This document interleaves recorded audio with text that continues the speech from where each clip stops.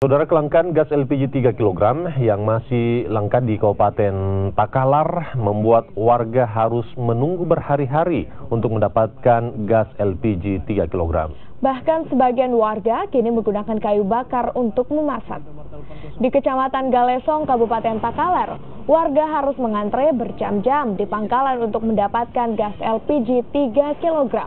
Bahkan warga mengaku sudah menunggu berhari-hari untuk mendapatkan satu tabung gas LPG 3 kg yang sudah langka sejak 1 bulan terakhir. Langkanya gas LPG 3 kg membuat sebagian warga di Kabupaten Takalar menggunakan kayu bakar untuk memasak.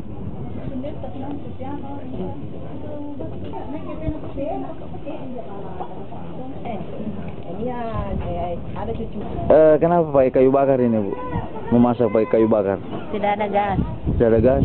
Iya. Sulit didapat memang di sini. Sudah berapa hari, Bu, tidak memakai gas? Ada 1 minggu. 1 minggu. Ini terpaksa memakai kayu bakar. Iya. Sehari-hari memasak air.